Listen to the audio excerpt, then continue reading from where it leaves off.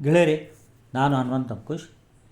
ಈ ವಿಡಿಯೋ ವೇತನ ಪರಿಷ್ಕರಣೆ ಬಗ್ಗೆ ಇರುತ್ತದೆ.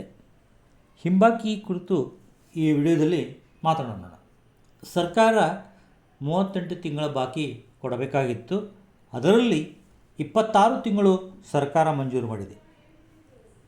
ಅದರಲ್ಲಿ ಸಹ 1/1/2021ರಿಂದ 28/2/23ರವರೆಗೆ, ಅಂದರೆ 1/1/23ರಿಂದ 1/1/21ರಿಂದ 30/11/2021ರವರೆಗೆ ಈಗಾಗಲೇ ಪಾವತಿಸಿದೆ. ಉಳಿದ 1/12/2021ರಿಂದ 28/2/23ರವರೆಗೆ ಹಣ ಬಾಕಿ ಕೊಡಬೇಕಾಗಿದೆ. ಈಗ ಸರ್ಕಾರ 4 ತಿಂಗಳ ಬಾಕಿ ಹಣವನ್ನು ಹಿಂಬಾಕಿಯನ್ನು ಕೊಡಲು ಇಚ್ಛಿಸಿದೆ.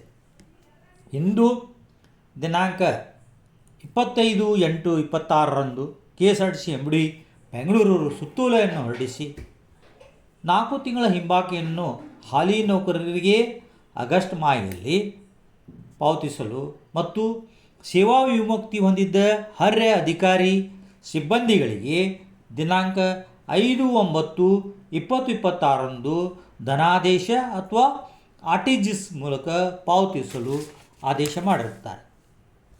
ಸರ್ಕಾರದ ಆದೇಶದಂತೆ 1/4/2022ರಿಂದ 28/2/2023ರವರೆಗೆ ಇನ್ನೂ ಬಾಕಿ ಹಣ ಬಿಡುಗಡೆ ಮಾಡಿಲ್ಲ. ಹಾಗೂ 1/1/2020ರಿಂದ 31/12/2020ರವರೆಗೆ ಬಾಕಿ ಹಣವನ್ನು ಸರ್ಕಾರ ಉಳಿಸಿಕೊಂಡಿದೆ. ಅದನ್ನು ಕೊಡುವ ಮಂಜೂರು ಮಾಡಿಕೊಡುವ ಮಾತುಕತೆಯೂ ನಡೆಯುತ್ತಿದೆ. ನನ್ನ ವಿಡಿಯೋ ವೀಕ್ಷಿಸಿದ್ದಕ್ಕೆ ನಿಮಗೆ ವಂದನೆಗಳು.